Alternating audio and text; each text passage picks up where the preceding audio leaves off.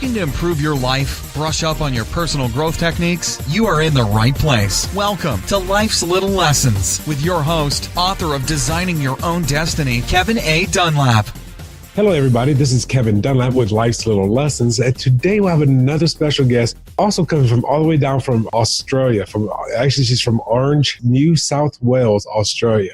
How we actually met was she actually has a Facebook group page that she's having going on for over 3 years now.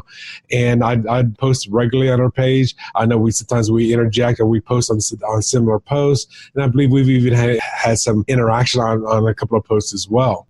We met online. This is our first time actually meeting, well, virtually, not in person, but virtually. And she's been a wonderful person. I cannot wait to bring you to your attention. Her name is Vanessa Talbot. And Vanessa, welcome to our show today. Thank you so much, Kevin. So nice intro. Now, is your last name Talbot or like Talbot, like it's French? Talbot. Talbot? Okay, I just want to make sure. Talbot, yeah. Vanessa, tell us a little bit about who you are, what is it you do, and why is it that you do it?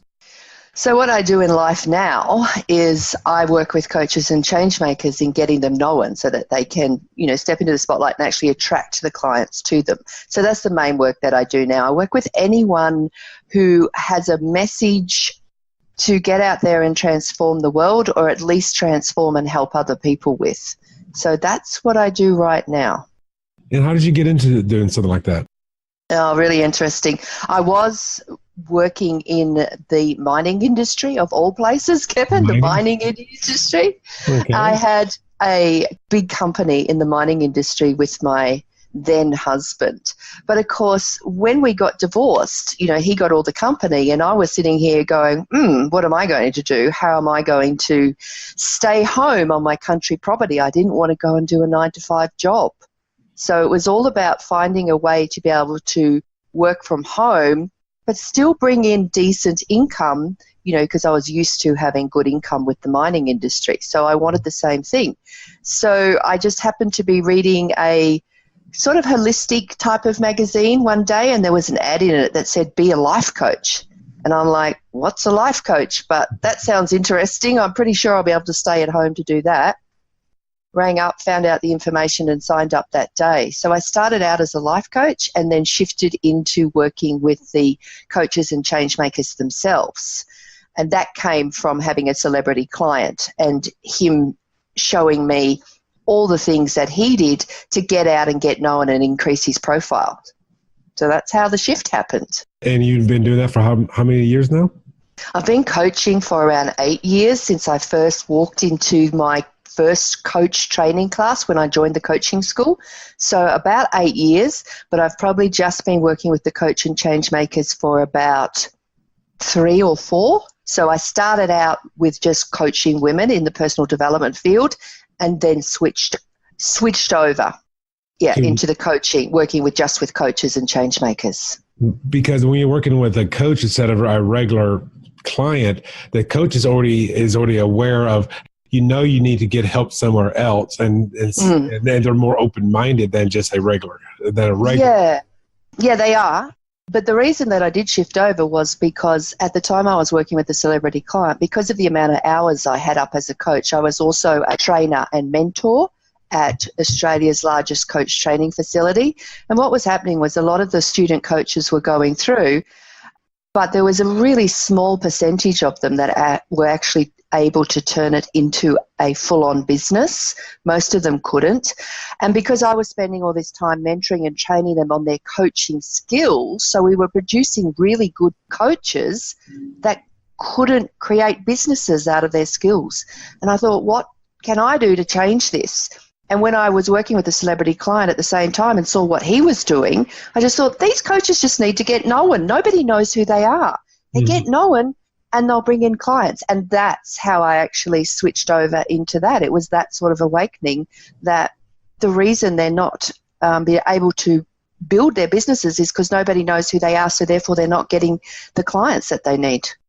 Okay, so you're helping them build their visibility and also build their credibility.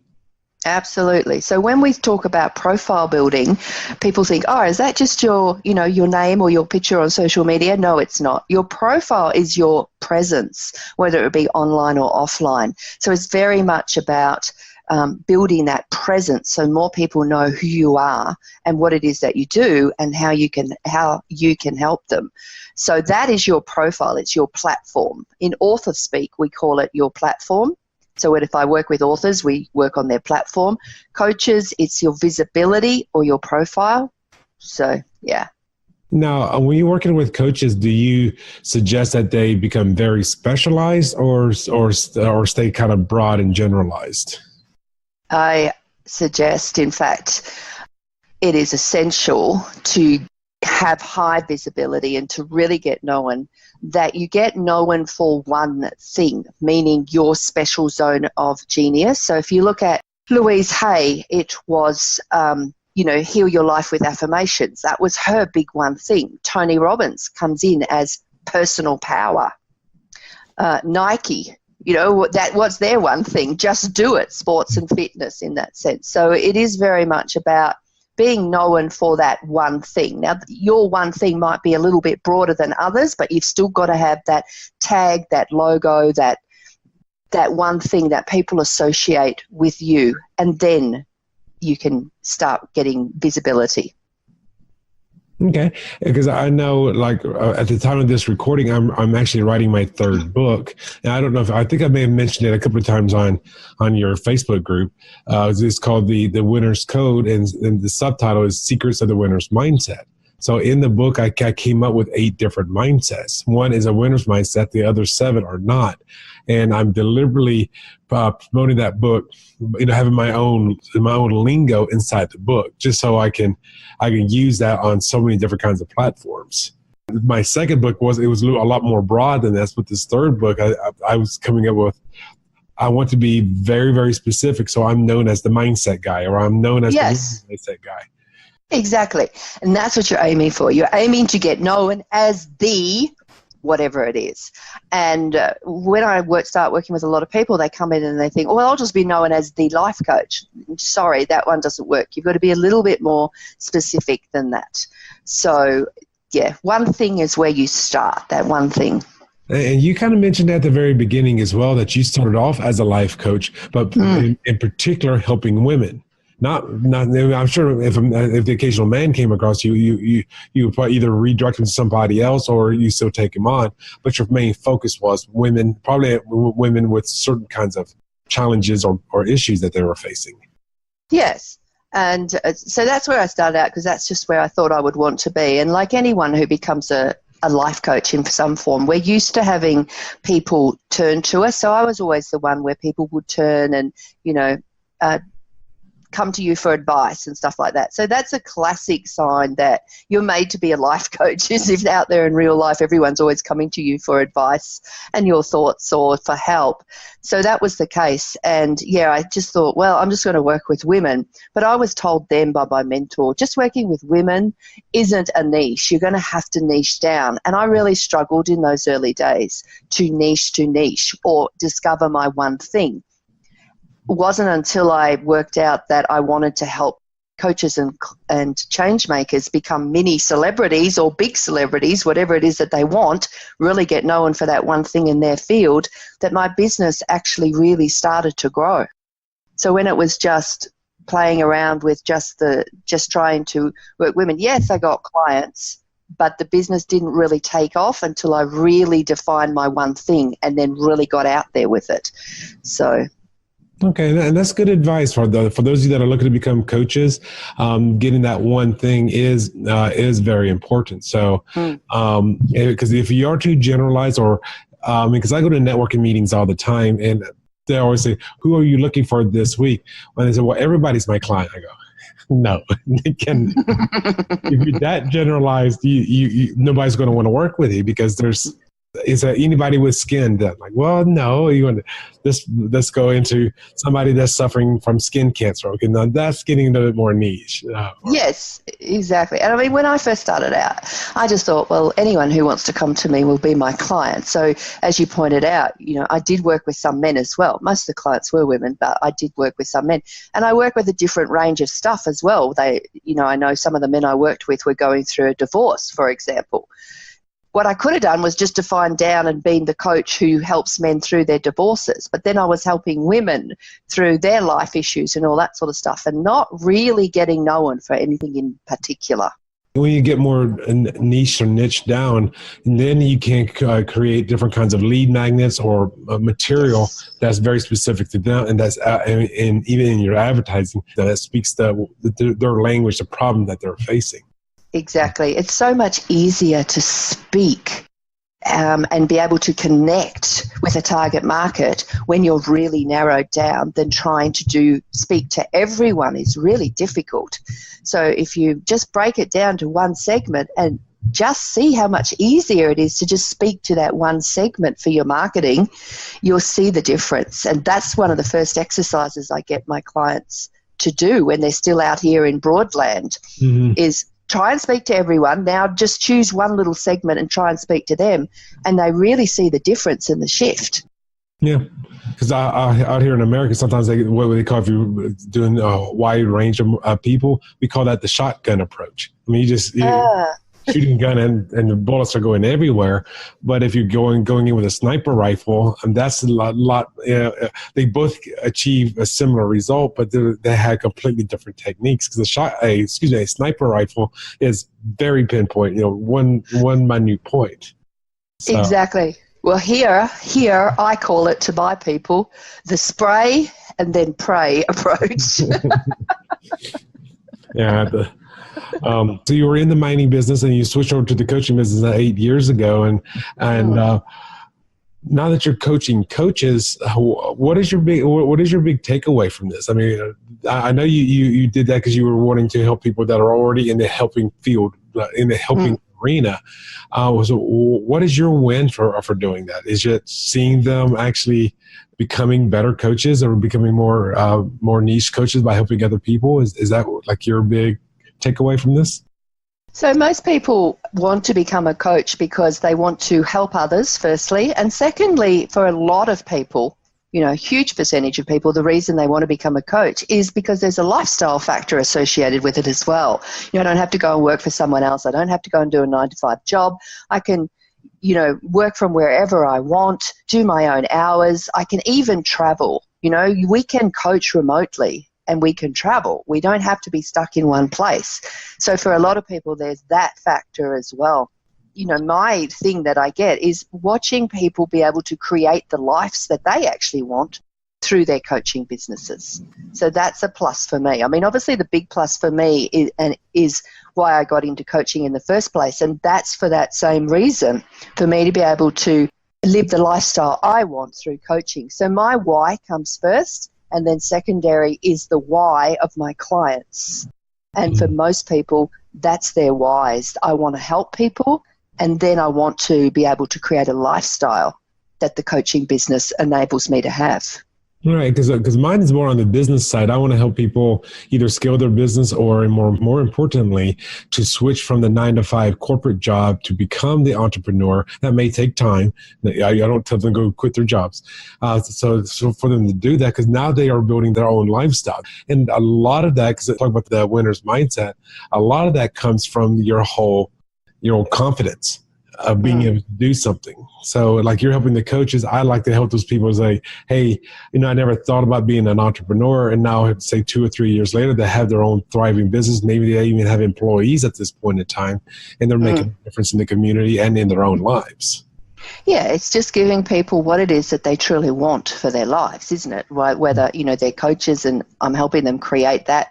Interestingly enough, a lot of the coaches as well have been in 9-to-5 jobs, escaped that, and want to build a non-9-to-5 job, obviously through coaching. So very similar. People have the same reasonings, the same whys. Right. For me, I made the transition from corporate, in this case, corporate America, but I'll just say corporate, the big corporation, to entrepreneurship when I got, we called it at that time being downsized in 1999 when I was working on the Y2K project. And then all of a sudden they said, well, you finished your project. We don't need you anymore. Goodbye. And enough said in this time on enough other shows. So I'm not going to go too much detail here. But at that point in time, I said I would never work for, full time for corporate America again. And now it's been 19 years or going on 20 years or 19 years. And I still have not done the full time corporate America. So I was like, you know what? I don't want to do that. I want to be my own boss. I want to come and go as I please. And if I need more income, I just go figure out how to either bring in more clients or create a new program and make it evergreen, or make it so where it could be seen or any time where it's not month or time specific. And so now I'm sure if I were to ask you this now, even when you ran the mining company or you're co-owner of the mining company, you were still the boss. You weren't working a 9-to-5 job. Or you were maybe working 9-to-5, but you weren't at the somebody else. Yeah, I actually wasn't working 9-to-5. The mining industry, as I said, was our company in the mining industry. We served mines all over the world. And so being the boss of it, so to speak, I had 40 plus employees under me that I would bring in from other countries as well, a lot of them. So I was the boss. And in that role, I usually just worked in the afternoons, very much like I do now. I usually would just come into the office at 12 noon and then leave in the afternoon at 4 or 5. I still do the same thing with my coaching business. I've never actually worked a 9-to-5 job. I grew up on a farm where my parents were, obviously living that farm life, so there's no 9-to-5 there. That's 5-to-5. 5. Well, certain seasons are, while others are a bit more relaxed. So I've never been in corporate. I've never had family members in corporate. So it isn't a lifestyle that I've ever experienced. But by Jiminy's, I've had a lot of my clients that have actually come from that field, burnt out, really wanting to escape that, and then just create a business that enables them to work in the way that they want to. And that's what we're aiming for. And I think you're on the same path with your people as well. The people that come to me are usually are frustrated with their job. They want to do something different. And sometimes they've hit glass ceilings. Sometimes they're just tired of what they're doing. Sometimes they're even just tired of having somebody tell them what to do. Or a lot of people at different classes that I take, these are like week-long classes, and they're taking half of their year's vacation just to come to that class. And I say, hey, let's go to this one. Well, I can't take the time off. Like, I get it because I have been 9-to-5 before, but to me, it's like, just reset your schedule. I mean, just do something different. I mean, but it is interesting. As I said, I've noticed very different way they look at the world. They're a lot more structured from being in that 9-to-5, and to someone like myself or others who have never been in 9-to-5, where it's just like, I'll just go to work for a couple of hours today and then I'll do some tonight when the kid's in bed asleep and whatever. So it's just two kind of different lifestyles, and I find the 9-to-5 are more craving, or like you said, they're getting frustrated, and so they want to be able to create things for them their way. Okay, yeah, exactly. And then it's about building their confidence and their ability to do that. And exactly. Yep. Tell me a little bit about what does your future hold, and what is it that you're looking to do in the next, say, 6, 12, 24 months? Yeah, look, I'm a huge animal fan, and so one of the reasons why I wanted to not go and work a 9-to-5, other than the fact I'd never done it in my life anyway, and I didn't want to feel trapped. I have this idea that 9-to-5 was trapping me. But one of the other things that I'm really passionate about is my wildlife caring. So I live on a country property out in New South Wales in Australia. And on this country property, I have horses, and I also do wildlife caring, so all the Aussie animals. So I've always got kangaroos here, or Australian birds and whatnot. So part of my vision for actually creating the coaching business was making sure I could stay home and be there and still do my other passion, which is the wildlife caring. So for me, what I'm moving my business towards is to become more and more automated as well, though people still come to me, I will have to admit, they do still come to me wanting me, but I'm finding ways to make less time of me but still give people what they want. So that's what I'm focusing on, so that I can actually even increase even more time for me with doing more of the wildlife caring and also campaigning for animal welfare and that as well. So I want to get more into that. I always said when I was a little girl, when I retire and I no longer work, I'm going to be a full-time animal campaigner. I'm going to get out there and protest for them and everything like that. And that's still there. So that's where I'm actually heading, making sure that the business all is completely automated, runs on its own, has its entire team in place. I've got quite a few team members already, but growing that even more so that I can grow old and get out there and do all the animal campaigning and raising awareness about animals that I want. So that is where I'm heading. I'm not particularly sure it will be within 24 months, but it's always the aim of the game for me. Okay, and I'm actually along a similar path. I'm doing some of the coaching stuff like that, but to me, I don't think that's necessarily, like you just said, it's not the best use of my time. But if I can create product when I create the products and stuff that other people can use, then I'll be really capitalizing my time and I'll be affecting more people. Because they're watching the videos, taking the courses, taking whatever at their own leisure. And maybe they have that 9-to-5 job and they can only do it at 7 or 8 o'clock at night. I mean, and 7, 8 o'clock at night, your time in Australia is different than 7 or 8 than my time here in Las Vegas. So it's by doing that, I know I can affect more people. Yeah. So I've been phasing out the one-on-one, and bringing more and more people into membership programs and that, where they do get weekly access to me, but they've got, I've got many in front of me rather than just one-to-one. So within 12 months, I will not be doing one-to-one anymore. I am completely phasing that out. So that's increasing the price so you're only working with very dedicated. I probably won't even do that. I'm probably just completely phasing out the one-on-one and really just having people. My group programs and my membership areas have been really effective for the people in them because they do actually get a lot of time with me. But I'm, as I said, in front of, 10, 20 people at a time rather than just one. So that's how I'm shifting mine. And that frees up more of my time, which is what I want, so that I can get out and do more work with my horses and my animals. So I know you've got a cause that you're working for, and that's very noble of you. I mean, it doesn't matter what your cause is; it's what you are passionate about, and nobody should judge you on, hey, you do this, why don't you do that? I go, no, you do what you want. The other person does what they want. Yeah, and it's just what you want to do and what you're passionate about. And obviously, I'm passionate about coaches and getting them known. But my longer term passion that's been there since childhood is, of course, working with the animals and saving the animals.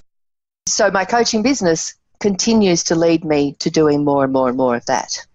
Now, let me ask you this. This is kind of going back to something you already mentioned earlier. You said when you got your life coaching, originally got your life coaching, and then you had all your classmates that were doing it as well. Why is it that you think most of them, or many of them, never went anywhere with it?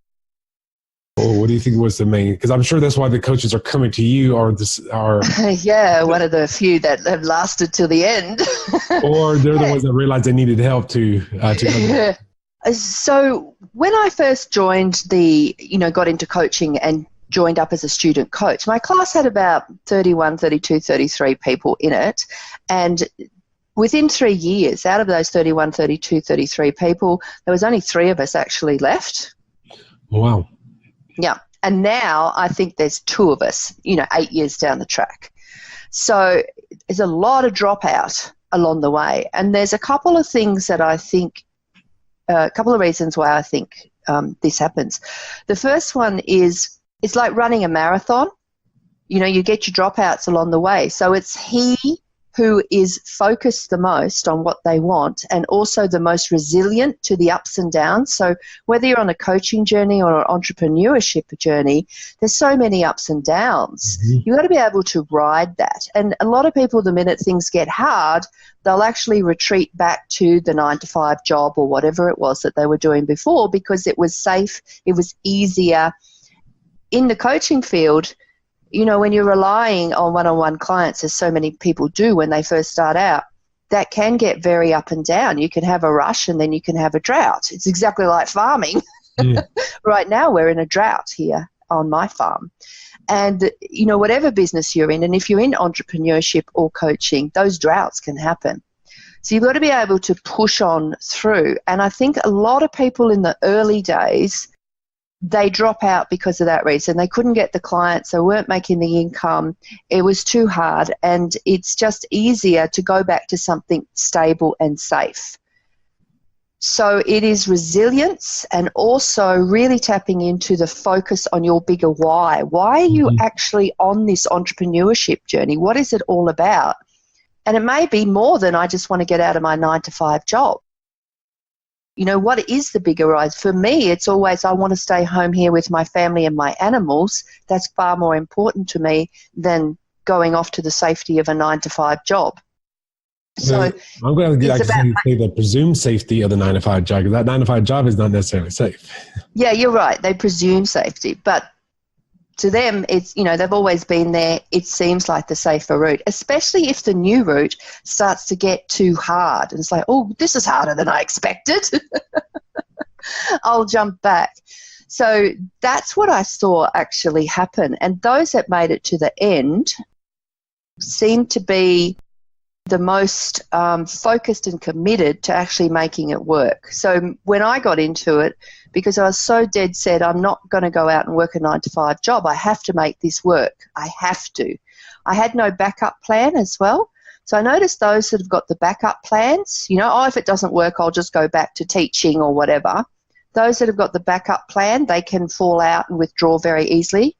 Those that didn't have the backup plan, and interesting enough, 2 survivors 8 years later are the 2 in that class that didn't have a backup plan, me and the other guy. He had no backup plan.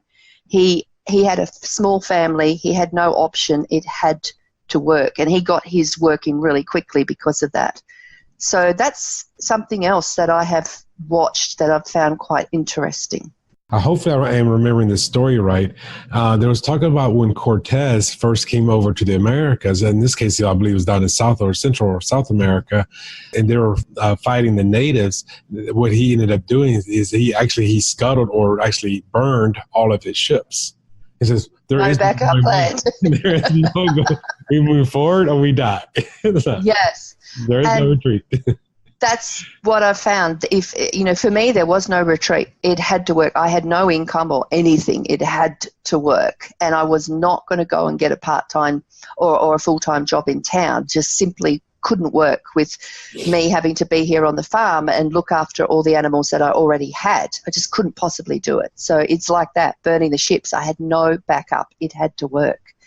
And the other dude was the same. So that I found really interesting, watching that particular class of mine. Now, what about your clients when they come to, when the new coaching clients come to you? Are you suggesting something similar, or depends on what their motivation and dedication? Depends what their motivation is. So I've got some at the moment that obviously are still doing a bit of part-time work, like they might take on management consulting or something. So they've removed themselves from the 9-to-5, but they've become contracting, so they can still work their own hours while they're actually building their business. Some have completely no backup plan, and they're in there as well. So it comes down to your why, your motivation as well. But I would say that if you have no backup plan, life will be, you know, especially when you're building your business, it can be tough. It can be very up and down. So you have to be able to ride those ups and downs as well. And have that strong enough why, that strong enough passion. The strong enough why, yeah, exactly. That's my biggest thing is whenever I'm talking to a new client is, what is your why? Why do you want to do this? Because your why is what's going to get you up at 4:00 in the morning because you're in Vegas and you want to make sure that person on the East Coast at 7:00 in the morning, at 7:30 in the morning, you're reaching them before they're going to their 9-to-5 job. So your why has to be so strong that you will put yourself in uncomfortable situations, or you are going to be put in uncomfortable situations where you know you have to persevere. So that why. Yeah, and I mean, with what I teach, which is high visibility, you have to get used to being really uncomfortable because it's not comfortable being visible, I can assure you of that. So you have to get really, really honed into your why so that you can be uncomfortable. And the best way to do that, in my opinion, is just start putting yourself out there. When I first did this first podcast, because I've done maybe 60 of these now, and I've got 52 that have been launched. So I've done about 60 shows. My first 4 shows were all done within 2 days. I was actually episode number 4 that I launched was actually my very first episode. So it was me going out there and doing these shows, and I was nervous as heck. I didn't know what was going to happen with this show. I mean, who am I to be interviewing people? So, but now I know I'm now, here it is, almost 10 months later since the beginning of the show. I'm almost primarily only interviewing people outside of North America. I mean, you're in Australia. The lady I just got off the phone with this morning, she's in New York, but she's originally from Moscow. 2 days ago, I was on somebody else's show that was from Auckland, New Zealand. So it's putting myself out there. Now I'm meeting all these phenomenal people. I mean, you and I wouldn't have met without the advice of somebody else. I know you don't know this story. This is all part about making yourself visible. And they were saying, go out there, join as many of the Facebook groups or LinkedIn groups as well that are where your ideal client could be, and then just go and be visible. Post on comments and just get out there. Not asking for anything in return. Not saying, hey, come pay me. Come on. Just go make yourself visible. Yes. And that's what I mean. That's why you see me. That's why it was because of that challenge this one guy gave me. 5 or so weeks ago, why I ended up joining your group, and I met meeting yourself and so many other people because of this. I never would have done that 2 months ago. I never would have even thought about that. Yeah, and that's the difference between the coaches who stay at home, do you know what I mean, just waiting for an email from a possible client, compared to those who are getting out and being seen and connecting with others. Connection's huge in our field. Like, one thing I always say to my people is, if you want to go down the podcast line, as in having your own podcast, it's a great way to connect with people that you probably would never have connected with anyway. And those people will sometimes open other doors for you as well. So, yeah, exactly.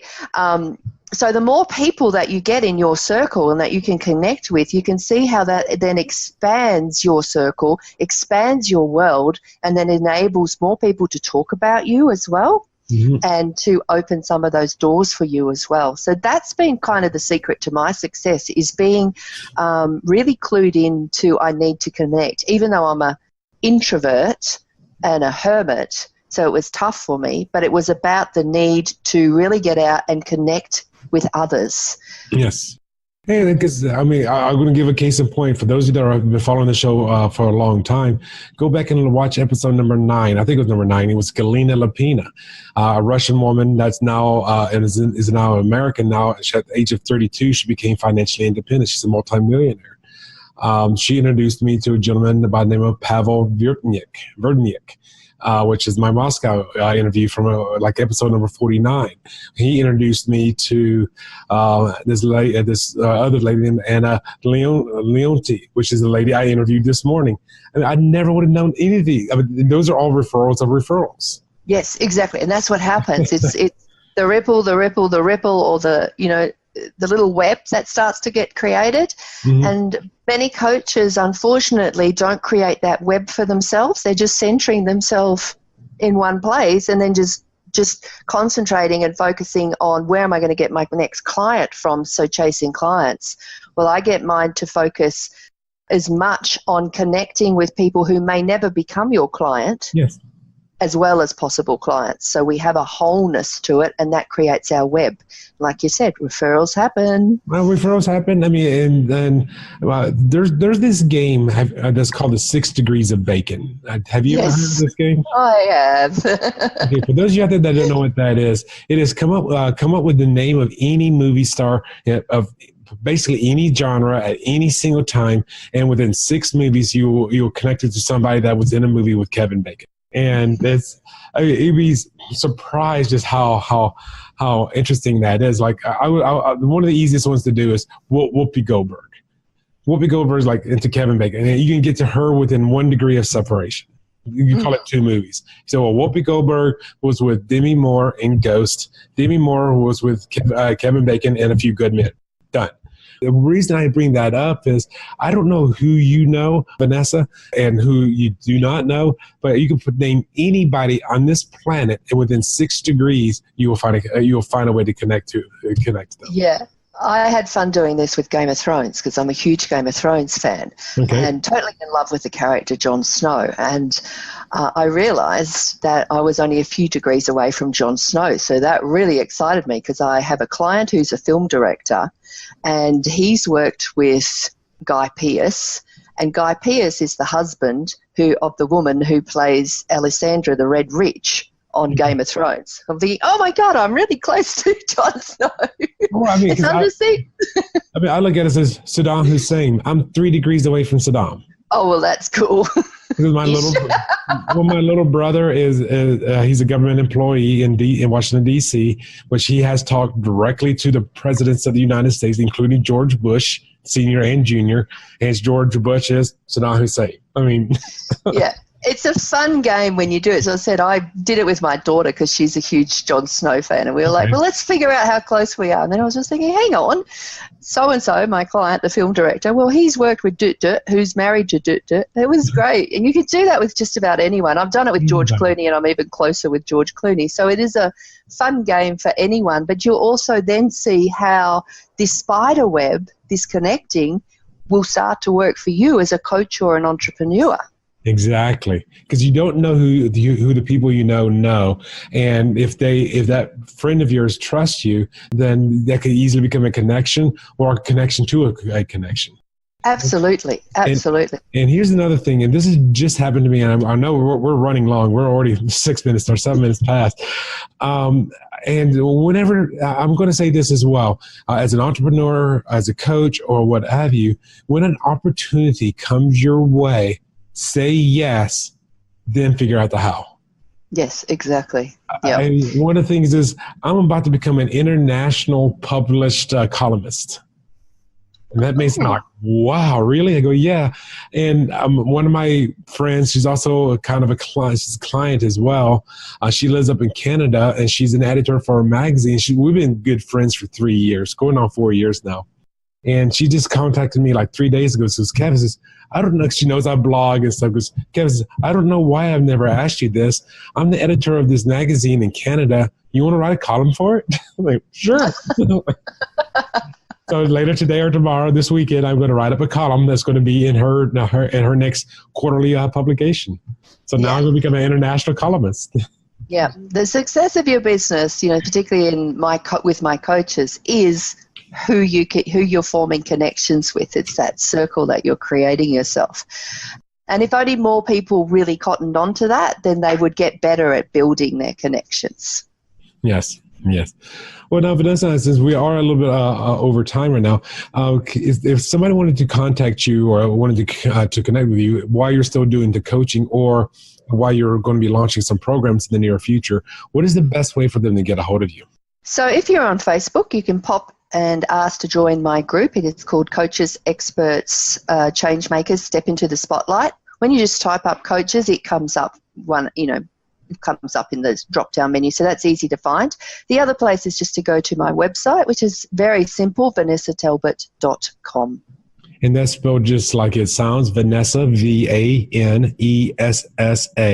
Talbot, T as in Tom, ALBOT.com. Exactly. So really simple. And I see your website here because it says step into the spotlight on the website. And in the upper right-hand corner, it has a little contact thing. So I'm sure you can contact her by email. And that way, then you guys can start talking, possibly do something like what we're doing right now through a Zoom chat. Because I know you live in Australia. I live in the States. And there's a huge time difference. It's Friday afternoon, our time right now. It's Saturday morning, your time. If you want to do a one-on-one communication, then you're going to have to figure some way to make it work with the time difference. Well, good old international booking calendars and all that make life easy, and you can see booking times in your time. So that makes it really easy these days, doesn't it? We don't have to try and work it out. For this show, I used to try to work it out, and then a guy that was from Malaysia, currently living in Melbourne. He hasn't been launched yet. By the time this show gets launched, his will be launched. And I interviewed him while he was vacationing or doing holiday. I don't know what you guys call it in Australia, over in California. So we're in the same time zone. But yeah, I mean, he's the one that turned on to me to a very low cost calendar program called Calendly, CLENDLY.com. There are others, but yes, I mean, if I put down, hey, I'm available between Pacific time, noon until 5 p.m., and then at her time, it will auto convert to your time zone. So it would say to you, okay, it's available for like say 7 a.m. to 10 a.m. or whatever it is. Yes, that's what they do. So they are great in this modern age because as coaches and change makers, we don't just work locally with local people like we might have done in the old days before this digital world. My clients are all over the world. My first clients were actually 7 in America. They were my very first as a new coach in Australia. So this international digital world we have will enable you to connect and communicate and work with people anywhere. It's fantastic. And this is so true because you can use video conferencing like Zoom or Skype, which are both free. And well, the Zoom, as long as you're under an hour, are both free. And then if you want to say, well, I want to do this on my telephone, well, then there's this thing called WhatsApp. And now you can call them up on the telephone. No long distance carriers, doesn't cost any minutes. It just costs you Wi-Fi time, unless you're on someone else's Wi-Fi. Yeah, so it's certainly easy for us. Yes. I mean, there's no reason why you shouldn't be successful as long as you're putting yourself out there and being visible, like Vanessa says. So, exactly. Well, any last words before we say goodbye to everybody? No, thank you very, very much. I'm hoping everyone got something out of the conversation. If anything, and you are setting out as a coach and change maker and wanting to gain some visibility, pull yourself back first and really concentrate on what is that one thing that I want to get known for. And then you'll fly. And also know your why. Why do you want to be known for that? Know your why, yes. So everybody, if you like the show, please go ahead and leave a comment below. If this is on YouTube, you can definitely subscribe to our channel. On iTunes, you can also subscribe to ourselves there. Please feel free to comment. Again, don't forget to go to VanessaTalbot.com. She's got some great ways you can contact her. As always, I always give away a free gift. You can go to my website because I'm also a business coach as well. But she's a coach's coach. I'm a business coach. You can go to KevinADunlap.com/free gift and get the 8 steps to achieving any goal.